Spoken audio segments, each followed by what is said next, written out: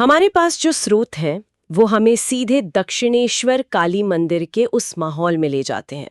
सोचिए, शाम ढल रही है, गंगा नदी चुपचाप बह रही है और भक्तों की एक छोटी सी मंडली के बीच श्री रामकृष्ण बैठे हैं। हवा में एक अजीब सी शांति, एक ठहराव है।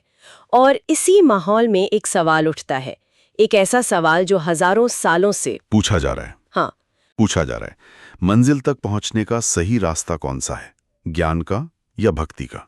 आज हम इसी सवाल की तह तक जाने वाले हैं श्री रामकृष्ण की नजरों से। और ये सवाल सिर्फ साधु संतों या दार्शनिकों का नहीं है, ये हम सबका सवाल है।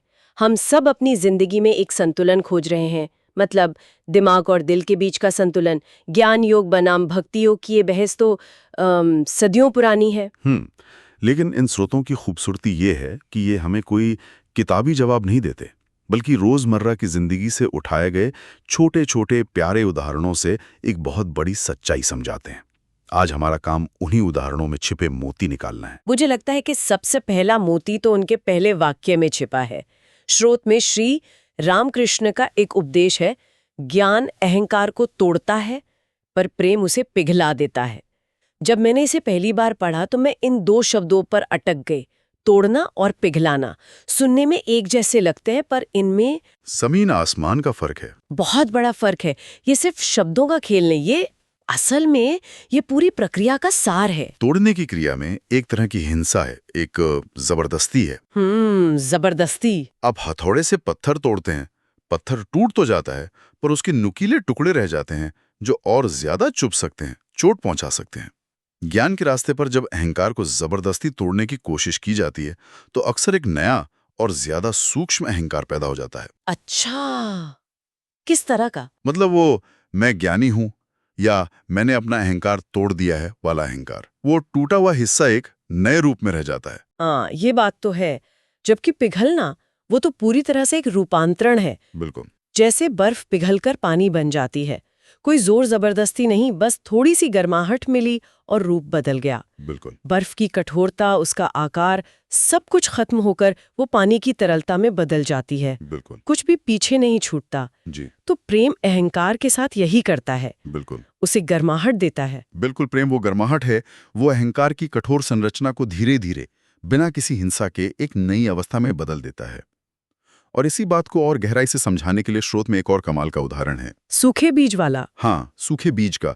श्री रामकृष्ण कहते हैं कि सिर्फ ज्ञान एक सूखे बीज की तरह है। उसमें एक विशाल पेड़ बनने की पूरी क्षमता है, सारी जानकारी उसके अंदर कोड की हुई है। लेकिन जब तक उसे प्रेम और भक्ति का पानी नहीं मिलेगा, वो अंकुरित नहीं हो सकता, वो जीवन नहीं बन सकता। मतलब ज्ञान जरूरी है, वो बीज है, लेकिन वो अपने आप में अधूरा है। उसे एक्टिवेट करने के लिए, उसे जिंदगी देने के लिए प्यार यानी भक्ति की नमी चाहिए। सही। इसका मतलब ये हुआ कि यहाँ ज्ञान को गलत नहीं कहा जा रहा, बस उसे भक्ति के बिना शक्तिहीन बताया जा रहा है। बिल्कुल। हाँ, शक्तिहीन। ज्ञान आपको नक्शा दे सकता है, रास्ता बता सकता है, लेकिन उस रास्ते पर चलने की ताकत और प्रेरणा वो प्रेम से ही मिलती है। ज्ञान ढांचा है, प्रेम उसमें बहने वाली ऊर्जा है। बिना ऊर्जा के ढांचा सिर्फ एक निर्जीव वस्तु है। तो अगर प्रेम और भक्ति इतनी जरूरी ऊर्जा है, तो सवाल उठता है कि इसे पैदा कैसे करें? क्या इसका कोई एक ही तरीका है? क्योंकि अक्सर जब हम भक्ति की बात करते हैं तो दिमाग में पूजा पाठ, मंदिर, मस्जिद की एक खास तस्वीर बनती है। और यहीं पर श्री रामकृष्ण एक और बहुत बड़ी आजादी देते हैं। स्रोत बताता है कि वो किसी एक तरीके को सर्वश्रेष्ठ नहीं मानते, वो अलग अलग भाव की बात करते हैं। भाव जैसे ये कोई ईश्वर को माँ की तरह देख सकता है और बच्चे की तरह प्यार कर सकता है, ये वात्सल्य भाव है। कोई उसे दोस्त मान सकता है जिसके साथ वो लड़ झगड़ भी सकता है, अपने दिल की हर बात कह सकता है, ये सखा भाव है। कोई खुद को दास और ईश्वर को स्वामी मान सकता है, ये दास्य भाव है। ये तो बहुत ही दिलचस्प बात है। मतलब ये कि हर इंसान अपने स्वभाव के हिसाब से, अपने नेचर के मुताबिक अपना रिश्ता चुन सकता है। ये अध्यात्म को बहुत ज्यादा व्यक्तिगत और लचीला बना देता है। हाँ। इस पर कोई वन साइज फिट्स ऑल वाला लेबल नहीं है। हाँ, ये आध्यात्मिकता का एक तरह से लोकतंत्रीकरण है। संदेश ये है कि रिश्ता सच्चा होना चाहिए, उसका नाम या रूप कुछ भी हो। जिस भी भाव से आपके दिल में ईमानदारी का प्रेम जागे, वही रास्ता आपके लिए सही है। ये साधक को नियमों में बांधने की बजाय उसे स्वतंत्रता देता है कि वो अपना रास्ता खुद खोजे। और इसी स्वतंत्रता के बीच एक बहुत ही प्रैक्टिकल सवाल उठता है जो आज भी उतना ही सच है जितना तब था।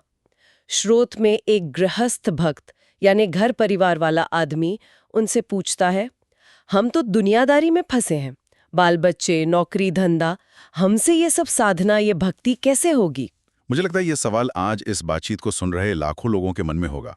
और इसका जवाब श्री रामकृष्ण जिस उदाहरण से देते हैं वो शायद उनकी सबसे प्रसिद्ध और सबसे गहरी शिक्षाओं में से एक है। ये उन लोगों के लिए एक लाइफ मैनुअल जैसा है जो अपनी जिम्मेदारियों और अपनी आंतरिक शांति के बीच संतुलन बनाना चाहते हैं। कौन सा उदाहरण? नाव और पानी का। वो कहते हैं नाव पानी में रहे इसमें कोई हर्ज नहीं, पर पानी नाव के भीतर नहीं जाना चाहिए। अच्छा। नाव को दुनिया में रहना है पर दुनिया को मन के अंदर नहीं घुसने देना है। वाह, नाव पानी में रहे पर पानी नाव में न जाए। सुनने में बहुत सरल है पर इसका मतलब बहुत गहरा है। मतलब अपनी जिम्मेदारियां निभाओ, दुनिया में रहो, लेकिन दुनिया की चिंताओं, तनाव और लगाव को अपने मन पर हावी मत होने दो। बिल्कुल। देखिए, नाव को चलने के लिए पानी चाहिए। पानी के बिना वो 1 इंच भी आगे नहीं बढ़ सकती। वैसे ही हमें जीने के लिए इस दुनिया में रहना ही होगा, काम करना होगा, रिश्ते निभाने होंगे। समस्या दुनिया में रहने से नहीं है। समस्या तब शुरू होती है जब दुनिया का पानी यानी मोह, चिंता, ईर्ष्या, लालच नाव के अंदर घुसने लगता है। सही। तब नाव भारी होकर डूब जाती है। लेकिन ये करना सबसे मुश्किल है। जब आप दिन रात उन्हीं चीजों के बीच रहते हैं तो मन कौन से अलग कैसे रखें? जब ऑफिस में तनाव है या घर में कोई परेशानी है तो उस पानी को नाव में घुसने से रोके कैसे? क्या श्रोत इसका भी कोई तरीका बताता है? हाँ, वो कहते हैं कि अपने मन की पतवार को हमेशा ईश्वर की दिशा में रखो। इसका व्यवहारिक मतलब है कि काम सारे करो लेकिन मन में ये भाव रखो कि मैं सिर्फ एक माध्यम हूँ, करने वाला कोई और है। ये सिर्फ एक आध्यात्मिक अभ्यास नहीं है। आज की ऑलवेज ऑन कल्चर में ये वर्क लाइफ बैलेंस का सबसे अच्छा रूपक है। काम यानी पानी जरूरी है, लेकिन जब काम का तनाव और चिंता मतलब पानी आपके मन यानी नाव में घुस जाए तो आप डूबने लगते हैं। बिल्कुल। ये मानसिक सीमाओं को तय करने जैसा है। तो ये जो पानी नाव में घुस रहा है यानी ये जो दुनिया मन पर हावी हो रही है, इसका असली सोर्स क्या है? इस रास्ते की सबसे बड़ी रुकावट क्या है? श्री रामकृष्ण के मुताबिक सिर्फ एक। वो बहुत साफ शब्दों में कहते हैं, भगवान को पाना कठिन नहीं, कठिन है अपने अहंकार को छोड़ना। ये एक ऐसा वाक्य है जो सीधा समस्या की जड़ पर चोट करता है। सारी गड़बड़ की जड़ बस एक छोटा सा शब्द है, मैंने ये किया, ये मेरा है, मुझे ये चाहिए, ये भाव। लेकिन एक सवाल मन में आता है, आज की दुनिया में तो हमें सिखाया जाता है कि आत्मविश्वास रखो, अपनी एक पहचान बनाओ। तो क्या वो अहंकार और ये मैं का भाव जो श्री रामकृष्ण कह रहे हैं एक ही चीज है या इनमें कोई फर्क है? ये बहुत जरूरी सवाल है। आत्मसम्मान और अहंकार में बहुत बड़ा फर्क है। आत्मसम्मान अपनी कीमत समझना है, जबकि अहंकार खुद को दूसरों से श्रेष्ठ समझना है। अच्छा। श्री रामकृष्ण जिस मैं की बात कर रहे हैं वो है कर्ता भाव का अहंकार। अच्छा, कर्ता भाव। हाँ, ये महसूस करना कि सब कुछ मैं ही कर रहा हूं और मेरे बिना कुछ नहीं हो सकता। यही वो पर्दा है जो इंसान और सच्चाई के बीच में खड़ा है। जब तक ये मैं का शोर है तब तक आप अंदर की शांति की आवाज नहीं सुन सकते। और इस गहरे दार्शनिक विचार को समझाने के लिए भी जैसा कि उनका अंदाज है, वो एक बहुत ही सुंदर और सरल तस्वीर हमारे सामने रखते हैं। नमक की डली और समुद्र की। हाँ, पहचान खत्म हो जाती है। बिल्कुल। लेकिन क्या वो नष्ट हो जाती है? नहीं, वो और विशाल हो जाती है।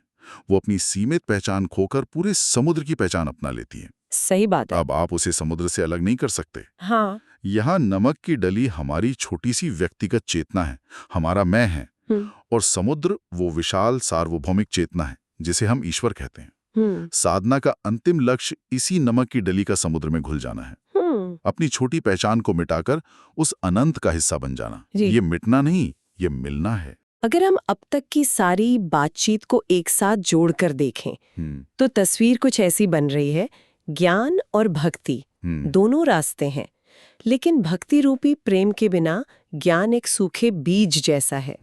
भक्ति करने का कोई एक तरीका नहीं है, आप अपने स्वभाव के हिसाब से अपना रास्ता चुन सकते हैं। और घर परिवार में रहते हुए भी ये साधना हो सकती है। बस शर्त ये है कि दुनिया मन में न घुसे। और इस पूरे सफर में सबसे बड़ी बाधा हमारा अपना मैं है, जिसे जबरदस्ती तोड़ने की नहीं बल्कि प्रेम से पिघलाने की जरूरत है। आपने एकदम सही सार निकाला है।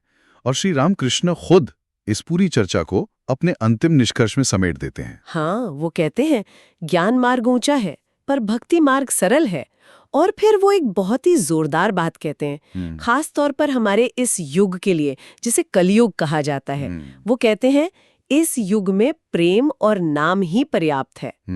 ये आज के जटिल जीवन के लिए एक बहुत ही सरल समाधान जैसा लगता है। और हमें सोचना चाहिए कि ये सरलता इतनी क्रांतिकारी क्यों है।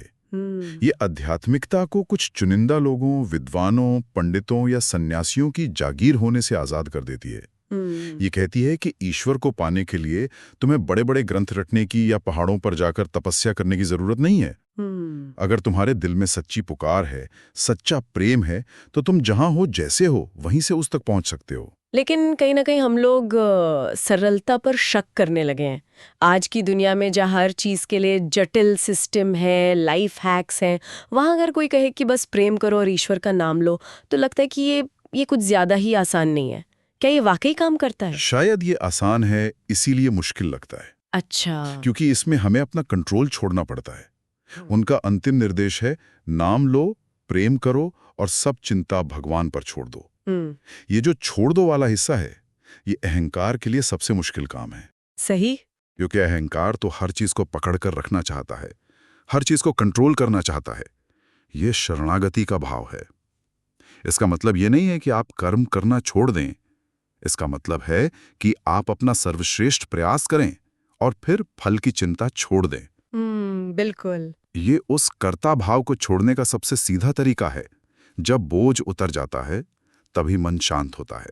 यही भक्ति मार्ग की सुंदरता और शक्ति है। स्रोत का अंत भी बहुत खूबसूरत है। कहानी बताने वाला लिखता है कि ये सब समझाने के बाद श्री रामकृष्ण चुप हो गए। उनके चेहरे पर एक तेज था और वहां बैठे सभी भक्तों के दिलों में एक गहरी शांति उतर आई थी। ये दिखाता है कि उनके शब्द सिर्फ बोले नहीं गए थे, वो उनके अनुभव से निकले थे और सुनने वालों के अनुभव में उतर रहे थे। इस पूरी बातचीत में अहंकार को तोड़ने के बजाय पिघलाने की बात हुई है। अगर हम इसे आध्यात्मिक दायरे से बाहर निकालकर अपनी रोजमर्रा की जिंदगी में देखें, तो ये सोचने वाली बात है कि हमारी अपनी सोच में, हमारे रिश्तों में ऐसी कौन सी कठोर चीजें हैं। सही। कोई ऐसी जिद, कोई ऐसा विचार जिसे हम हमेशा सही मानते हैं। क्या होगा अगर हम उसे तोड़ने या उस पर बहस में जीतने की कोशिश करने के बजाय थोड़ी सी समझ, थोड़ी सी सहानुभूति की गर्माहट से पिघलाने की कोशिश करें? क्या बदल सकता है?